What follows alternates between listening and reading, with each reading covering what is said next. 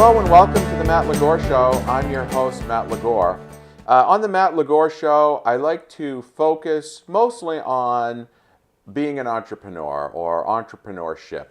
And recently someone told me a story about how entrepreneurs are the alchemist of the economy.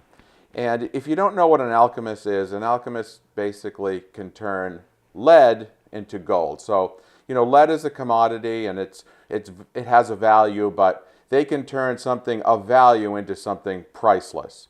So, in life, that's basically what an entrepreneur does. They take an idea and they turn it into something better for themselves and the people around them. And today we're going to talk about credit cards, and credit cards in of themselves are created by an entrepreneur, someone who took the idea of credit and turned it into something really quite amazing when you think about it. A card that you can do every transaction on. It's totally safe, it's protected, it builds your credit, and as long as you fulfill your end of the obligation, you can basically use that card for free for the most part. Now, keeping all that in mind about entrepreneurs and alchemists and everything, we're going to talk about how taking a credit card from a basic tool, so to speak, which is, I go to the store and buy something with it, to creating it into something somewhat priceless, or its service into something priceless. Now, when I think of a credit card, I think of what's the best interest rate? I want to make sure I pay my monthly balance so I don't pay too much interest. And what's the annual fee? And that's basically where most people's knowledge of credit cards ends. I know that's kind of where mine ends. I know a little bit more.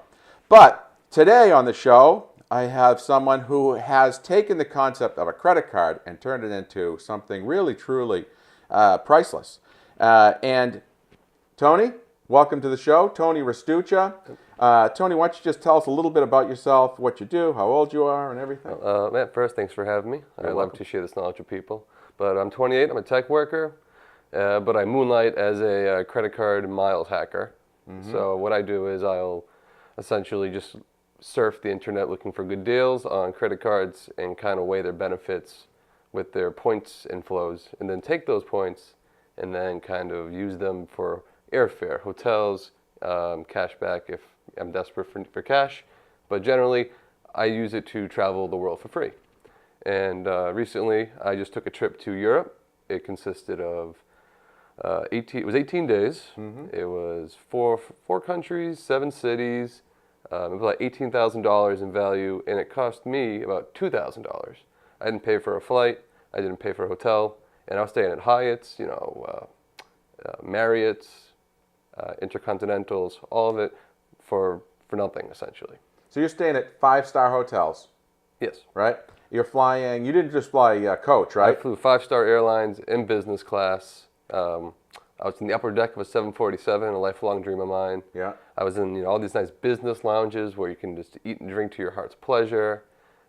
Anything that I did in style is the best way to describe it. Even on the trains, I trained in first class. Yep. So no expense was spared, and it didn't even cost me much to live that lifestyle. Really?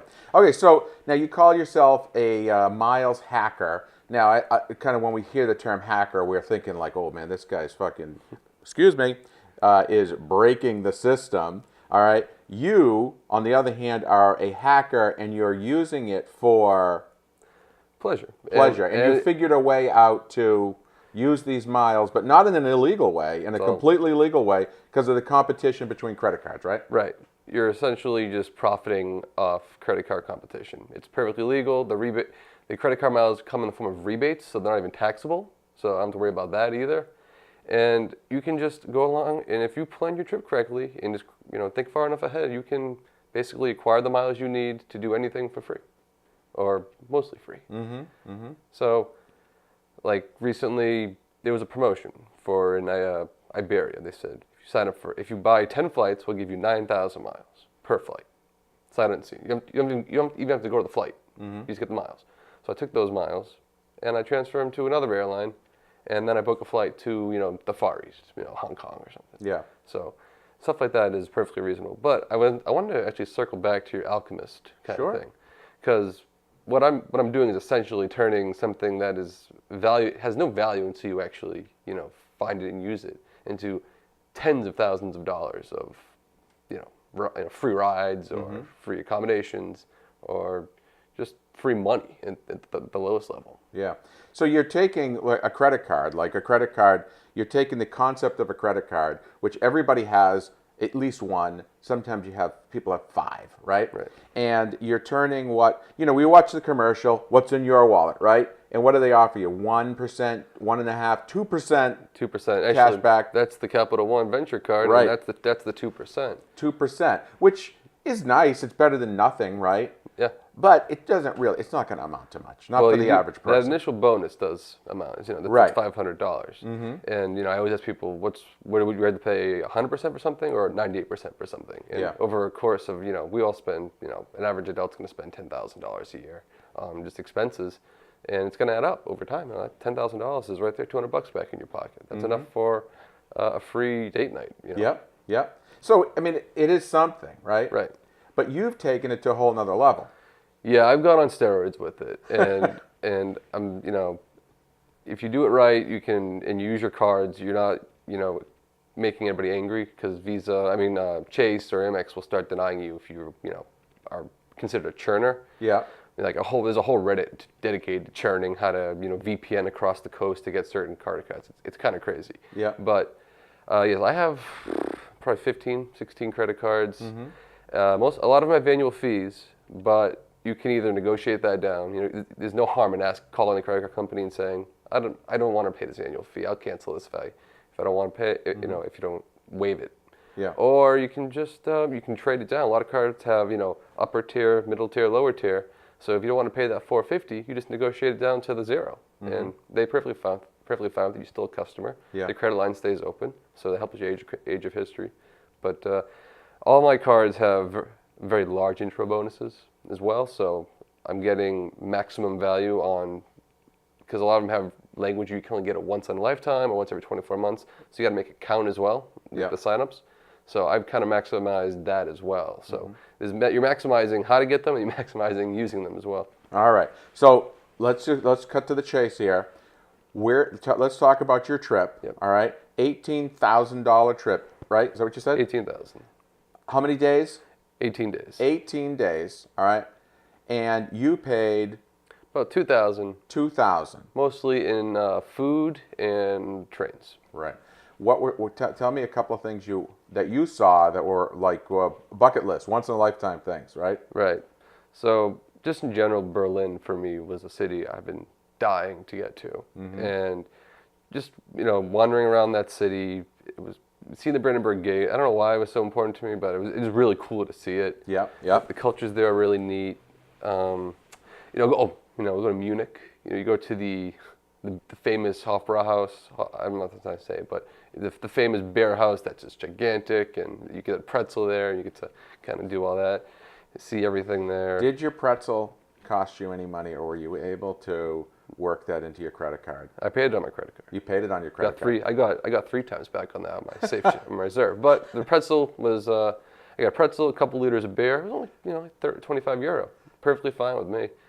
And then just Vienna itself was the most amazing city I've ever been to. It's beautiful. It didn't get bombed out during World War II, so everything's still, all the old stuff is still there. The Natural History Museum, remember the Habsburgs ran the world for 200 years. So they have everything there. It's one of the most amazing museums I've ever been to in my life. And then I stayed across the street from the Opera House, the most famous opera house in the world. They have a little walk of fame there with, Wagner and Strauss and those folks. So Vienna, Vienna was probably the prettiest city. Stockholm, I also went to Stockholm. That was the coolest city. It was just kind of chill, and it was like very walkable, super clean. Didn't see any homeless. That was like the most amazing thing for me. But all in all, I went to Salzburg as well. This vacation went on and on and on. And to be honest, Europe does things right. It's a little bit more expensive, but beautiful place. It wasn't. I never felt threatened. Like if you're in New York, you might feel a little threatened. No offense to New Yorkers, but take offense. I don't care. You can feel threatened there, but in Europe, I never felt even remotely for fear of my life. And Munich and Berlin, they're gritty. there's some grit there, because they're still cheap cities. Well, Berlin's cheap, so like a lot of artists live there, so it's a little grittier. It's kind of nice. So when you say grittier, it's just like a more working class type person, or I don't know how to describe. The vibe was like younger. Yeah. You can drink on the streets there. A lot of tattoos on people. Like there's like an underground culture there that I couldn't even get into because I'm there for 4 days. I can't, get into underground culture in 4 days. I'm not that cool. And but it just felt different. I don't really. You have to kind of be on the ground to understand it. No, I kind of do know what you're talking about. Like, being a little bit of an older guy and everything, like going into the South End now and everything, that's a different vibe than what I'm used to, Right. And it's so vibrant. And there's so much stuff going on, It's really cool. It's really cool. So I think I kind of understand what you're saying. I almost see it in the Seaport. When I was a kid, the Seaport in Boston was nothing. Nothing. And now it's the posh center of the. It's the place to go, right? Yeah. I mean, it is really the place to go. When I was a kid, the only thing were down there were like 2 restaurants. You had the No Name restaurant and Jimmy's, and Anthony's Pier 4, of course, was down there. But that was it. The rest of it was just loading docks. Right.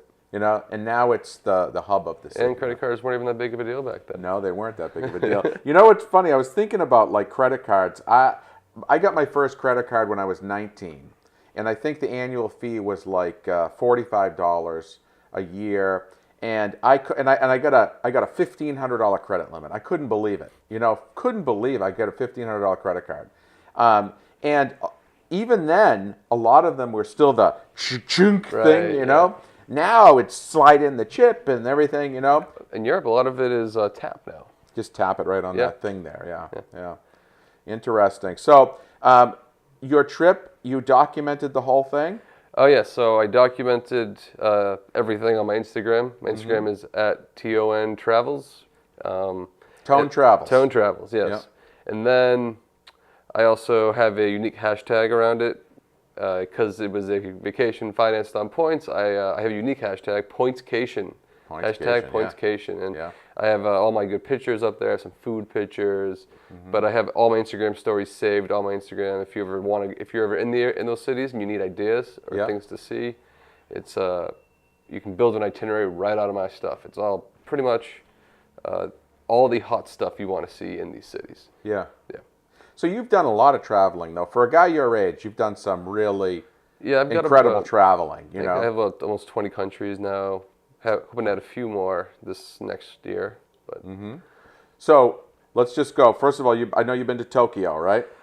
yes, I went to Tokyo for New Year's. In New Year's last year, right? Yes, Right. almost a year ago now. Wow. Pretty incredible city. Yes, and the best trains in the world. They run on time. People sync their watches to the Tokyo subway because they run so perfectly on time. Really? Yeah. Cleanest city I've ever been to, but Yeah. there's no trash barrels anywhere. Everybody just carries the trash, throws it out at home. So the culture is you take care of your own stuff, Yeah. right? And you don't throw it on the street. It's just the culture says that's not appropriate. And the best food there. They have another good place. Ultra expensive though. Yeah. But beautiful, beautiful. I went in the winter. I like to go in the summer once. It'd be nice. I'm planning to head back to Asia soon, so hopefully I can get there. Now, you went to Taiwan too? Yes, Taiwan, or if China's listening, Taipei. They are listening. They love the Matt Ligor show in China. I don't know if you knew that. Yes. But go ahead. Yes, my girlfriend's Taiwanese, and I never actually thought Taiwan as a tourist hub, but it's actually really neat. Again, good metro. All these Asian cities have awesome metros. It's so nice. The trains run on time, and a lot of good culture. You can get the best food there. Like, you just walk down the street, and then you something hit your nose, and you're like, okay, I gotta get that. You walk over, it's like $1 for like a giant plate of food. Now, what makes it so good? The freshness and quality, the seasoning. What would you say makes it so good? Asian flavors are better. Yeah. There's no way to really say it. The food is vibrant. It's spicy. It's got such amazing just flavor and taste. It tingles you. Right. Sometimes you'll taste something, it'll burn your lips. You're like, wow, that's really good. I can't feel my lips anymore though. Yeah. So I guess it's not like you go somewhere in Asia and they got a salt and pepper shaker and a ketchup bottle, right? They kind of already put it in the food. You don't need that. Yeah, I actually never saw ketchup in Tokyo. Now that I think about it. Wow, they don't know what they're missing. Though I I think did have a. The funny part is when I went to Asia last time, I ate all this, amazing food from, foods I've never had before, or off the street, not off the street, but like night market, vendors, and didn't get sick. I went to Tokyo, I went to a Marriott, had a Western breakfast, got sick. I couldn't believe it. The eggs got me, like the eggs and bacon didn't sit well in my system after 17 days of eating, the most delicious dumplings and pig blood sticks. It's weird stuff. I never even knew there was such a thing as pig blood Oh, stick, but now I want that's one. big, it's huge. So you're a kid that came from, a modest background, hardworking family. You went to high school and college, right? Yep. And what gave you this like desire? First of all, what gave you the desire to travel so much? Like, where did that come from? So in 2010, we had a terrible winter here, and I remember shoveling, and I remember saying, "That's it. I'm not doing this another year." So I looked into my school programs for study abroad, found the farthest place away in winter, which was Sydney, and I just said, "Mom, Dad, let's make this happen." And I did all the legwork, and I booked a semester in Sydney where it's 95 degrees in February, which is nice. So you said, "I'm going back to summer." Yeah. And you flew to the other side of the world. I call it my year of summer, 2011. That's pretty awesome, huh? Though I did have a little winter. Yeah. I had a couple months of winter, but I stepped on the last 3 months I didn't have to deal with. So you're 20 years old at the time, and you say to yourself, "I've had enough winter," all right? Which I say every winter, by the way, and I'm 52, so you're obviously smarter than me, all right? And so you go and you say, "I'm going to Sydney," all right? That in itself, I mean, Alone. by yourself, Right. all right? Now, when you did that, did you pay for that with hard-earned cash, or had you already Hard-earned government loans. hard-earned government loans? So you really did that trip in a way that was not the most practical way. Oh no, it was the worst way to possibly do it. In hindsight. So you time goes by, all right? You've got the travel bug now. You love to travel, right? After that trip, were you like, I want to travel more? I want to travel, but cash flow was an issue. Okay, so money. Obviously Right. you want to do something. Everything costs money. Right. And so were you introduced to the idea of, as you say, credit card hacking, miles hacking? Right. 2 credit cards opened my world up. It was the Capital One Ventures card. It financed my first trip to Las Vegas. Yeah. And then the Amex Gold card financed my second trip to Vegas. And I was like, oh wow, I can get this stuff for free. So that kind of When you say financed, you were paid for my flights. okay. And then I went with my friends, so we booked the hotel. The hotel's very cheap. We stayed at a good hotel, like the Bellagio, but you split it 3 ways. It's only like $60 a person. Yeah, right. So when I realized I could get the flights free at the most basic level of cashback, I was like, okay, I'm onto something here. And then as time evolved, I stumbled across this Chase Sapphire Reserve in a 100,000-mile intro bonus, which is worth, at a minimum, $1,500 in travel. I turned it into closer to like $2,000. And this is still when I just learned the credit card game here. But I went to London and I booked hotels, I booked experiences like the London Eye, I went to Harry Potter Studios, Westminster Abbey, and the Tower of London. I used all my credit card miles. And then I still had some left over, so then I booked a trip to Montreal on those credit card miles at the Sofitel, another 5-star hotel. So that was like my first, that was like me starting to really learn about it. And then after that, I threw myself into it. I found all these websites like The Points Guy and Million Mile Secrets, which is where I got a feature for my trip to Europe. And then the board is another website, Boarding Area. It's like an aggregate of all these websites. And I really started to learn about how I can take money and then kind of just wave my credit card around.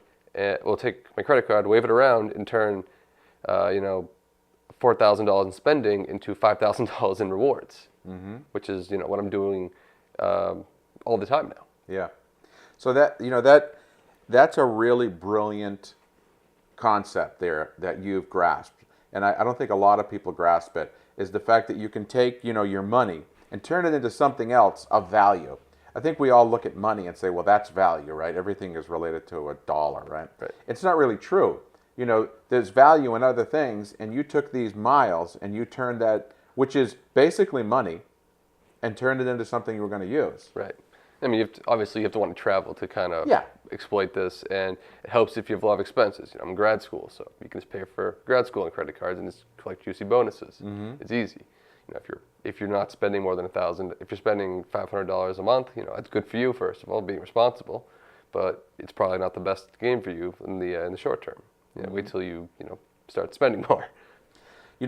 I saw an interesting interview with Frank Abagnale. You know who he is? Oh, yes. Yeah. Catch Me If You Can. Yeah, right. And he is the proponent of do everything on a credit card. Everything on a credit card. I don't care what you do. No debit card. Not a MasterCard debit card. A credit card. Because every time you use it, improve your credit score. Right. All right? It's 100% safe. You never have to worry. If someone steals it and does use it, not your fault. Not your problem. A lot of them have insurances on cell phones, car rentals.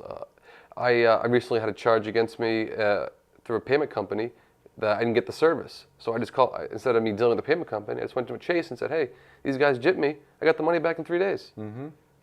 Yeah, that's great. Yeah, that's great. The insurance on those are alone are great. Yeah, car rentals. I work in the automotive industry, so I have people bringing me rental cars all the time that they dented, and they don't want to bring it back. So usually it's always worse than something I can fix for the business I'm in. And I'll look at them, I'll go, well, I want to ask you a question. They go, I didn't get the insurance. I go, okay, what credit card did you use? Oh, I used Amex. Amex. I said, that's great. Call Amex up. I think they have insurance on the card for this. Right. You can't. The worst part is, the worst possible scenario is they say, no, we don't. Right? Yeah, exactly. And the best part is they could. So. And believe it or not, out of half the people, I know that they've called their credit card up and they've been taken care of. I don't know what happened to the other half of people because they never told me. I'm sure they just went somewhere else. But so, I got to say that this is one of the most interesting little side businesses you got going on here, or that you've kind of tapped into. What if somebody wants to ask you some questions? Is there any way they can ask you a question? Yeah, you can always DM me at my Instagram. I pretty much am on that 5 times, 10 times a day. I'm obsessed with Instagram. It's fun to look at. Mm-hmm. And again, it's at Tone Travels, TONTRAVELS.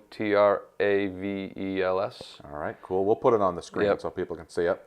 And of course, they can always hit hashtag Pointscation. Yeah. So what's up next? What's your next Miles vacation? What's coming up? I keep alluding to my Asia trip coming up. I picked up on that. I'm very excited. I'm flying to Hong Kong out of Newark on a nice business class flight in Cathay Pacific. Cost me $400 for all the miles. And then I'm going to Singapore to stay at the infamous Mariana Bay Sands. It's the one with the 3 pillars and the spaceship on top with the infinity pool. It's one of the coolest hotels. It's on my bucket list. And then I'd like to probably go back to Taiwan and Tokyo and probably head back home, maybe Shanghai. It depends how the timing works, how many miles I have. Something basic, just a basic trip. Yeah, just a basic Asia swing. Asia swing, going through the Orient, so to speak. There, I used to have a friend who would go to Hong Kong. He older guy. He fought in Vietnam. Go to Hong Kong. I guess was like a good place to go for like your downtime. Always come back with a nice silk suit. Yes, Vietnam and Thailand, Bangkok. I know them for the silk suits. Yeah. Vietnam is a place I'm absolutely obsessed with. Da Nang has the Da Nang and Ho Chi Minh City, and even Hanoi. I'm not crazy about Hanoi. Look like amazing places to go visit. I understand that Vietnam is like a huge travel destination now. It's beautiful, and they like Americans again, so it's all good. Ho Chi Minh City is a beautiful, cheap city too. Yeah. It's vibrant and it's got great nightlife, and of course, like all Asian cities, amazing street food, just absolutely amazing. So street vendors, like stuff like that, or they have like stores? They have like market. I mean, they have stores too, but the best place to find food is in markets where the families own this stall for 85 years, and all the broth has been boiling for that long, for all you know. And you haven't shut it off for 85 years. And the flavor has just been simmering forever. Yeah. You go get some pho, and that's it. That's the Vietnamese soup that everybody. PHO, right? PHO, pho. Yeah. It's the best soup in the world. It is delicious. Yeah. There's a place in Malden, yes, not too far from your house. Right, but there's a few places, I think, in Malden that is absolutely phenomenal. And right. It costs like, you go in there and you get the bowl and like they give you like a spring roll and a drink and it's like $7 or Yeah, something. it's incredible how like that's the best part of Asian food. You get a lot. It's cheap. It's flavorful, delicious. It won't. It's and it just won't kill you. Like it's not heavy. Yeah, it's not like eating a Big Mac and some French fries, right? Right. Yeah. But you know, it's funny thing is they love Big Macs over in China. But if you eat a McDonald's in China, it's not like a McDonald's in North Russia. No, so I made it a point in every country in Europe to go to McDonald's to check it out, and they're all a little different. They're a little. First of all, they are all a bit more modernized before the U.S. ones for some strange reason. Yeah. But like in Switzerland, I got like this quinoa burger that was like with the curry sauce, and it was amazing. It was like I was like, oh my god, what are we doing? Why isn't this in the U.S.? You know what? I was, of course, I haven't been to 20 countries in my life, but I have been to Montreal. Yeah. And I was kind of shocked by the McDonald's that I went in there, and most of it was the kiosks. Yeah, the screens, right? Yeah, the screens, and they were like a bunch of them, and that was how, that was how you did your business there. And they had some people, but everybody went to the kiosk. It's much better. And their stores was really cool, you know? It wasn't like McDonald's. I mean, I grew up in the McDonald's. It was just a booth. It was red, blue, yellow with a clown, you know. But you go to these other McDonald's, especially in Europe, and they're like really elegant almost. It's kind of weird, isn't it? Why isn't the founding country the one getting all these cool things? Why is the McDonald's in Stockholm the neatest one I've ever been to in my life? That's a topic for another show. We're going to tackle that one too. We're going to do some research on it. We're going to get to the bottom of it. Just McDonald's around the world. I like it. Yeah, that's our next show. We'll do that one together. All right. So, how much do you think that trip to Hong Kong would cost if I say had to pay for it out of pocket? That flight is a $5,500 flight. My flight back is probably going to be about a $3,000 flight. I'm going to use different miles, Alaska miles for that. But again, all normal spending. Wait, Alaska miles? Is there something special? Alaska Airlines. Oh, okay, they have the best redemption values. Yep. You can get like a business class flight for 50,000 miles, whereas like AA will cost you 70,000. So, they're hard to earn, but they're better to use. All right, so let's just go back to that. Let's wrap that up. $8,000, $8,500 on flights. Flights alone. Yeah. And then I have a few free nights for Hyatts and Intercontinentals and SPGs. So that's going to save me about another $1,000. Say it's some very fancy hotels. You can't stay at the Mariana Sands Bay for free for points. They don't have a point system. So I've actually started saving for that. That's the only real big expense I'm going to have to deal with. Yeah. But I'll probably stay at a Hyatt's that I have miles for, so I'll be able to get around that. And if the worst case, I have, like a couple 100,000 American Amex miles, I'll just use those as cash and redeem right through their portal and get, go for free through there. So how much do you think you'll spend out of pocket? Now, of course, the hotel is kind of like a bucket list experience thing. Yep. It's different. It's something you want to do. What do you think that trip, though, would cost? Like, ballpark. I don't know. With overall, because I'm going to fly Singapore, it's probably going to be another $12,000, $13,000. It's going to cost me out of pocket no more than $2,000 again, $2,000 to $3,000. So you're going to take a $12,000, $13,000 trip for about $2,000. Yeah. Unbelievable. I've gone to New York City, and it's cost me $2,000 just to pay for the hotel, gas, food, parking, yeah, it's ridiculous, and everything. Right? You spend $2,000, and like you said, you go to New York now.